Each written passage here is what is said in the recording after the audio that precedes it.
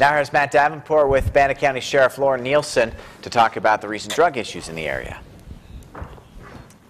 Last week, we reported on the arrest of two Marsh Valley teenagers for the possession of heroin. Now, the word heroin is enough to get the attention of a lot of people. Joining us now, we have Bannock County Sheriff Lorin Nielsen. Thank you so much for coming on the show and joining us this evening. My first question to you is this. First, we want to point out and say that these two teens who are arrested have the presumption of innocence. But could you tell me a little bit about the situation that the resource officer stumbled upon last week? Resource officer's main job is to be a resource to the kids at that school, and also, because he is one of my deputies, he's the law enforcement representative to the kids. This particular Sergeant Doug Armstrong was also my #1 undercover narcotics officer before he became school resource officer. When he approached the car, it was mostly thinking to get the kids that were truant. But it was quite apparent when he came up and observed the paraphernalia and what was being used that he had what he thought was heroin. Now, the drug that was discovered there at the scene, tested, turned out to be heroin.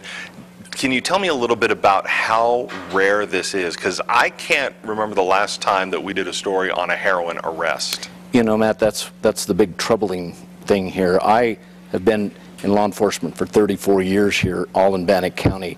I've known of a few adults, but never any kids. And for this blatant to be with children is a big concern for us.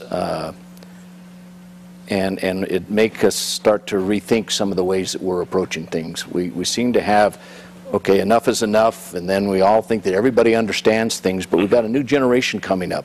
And as those generations come up, we can't let our guard down, and apparently we need to rethink this and get back on track of what we're doing with our kids. And this is something that we hear a lot about. We hear about the Stop Meth campaign and that kind of thing. Do you think we might be ignoring some other drugs, or is it something that we need to just educate parents, educate teens, and get the word out?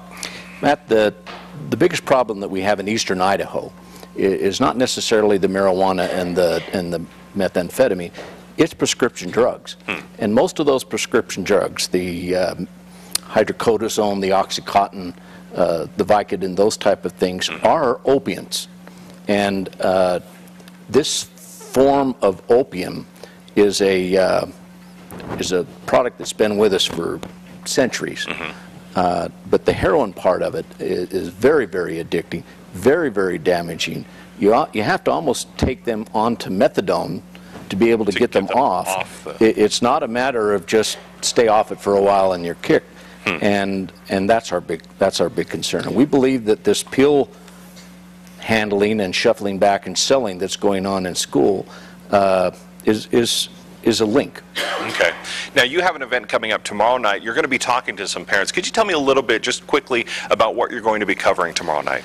Marsh Valley did a survey, a drug and alcohol and morality survey, and the results of that were going to be discussed, obviously independent of this incident. Right. But the timing couldn't be better. Sometimes we need an accident in an intersection to start getting traffic lights up.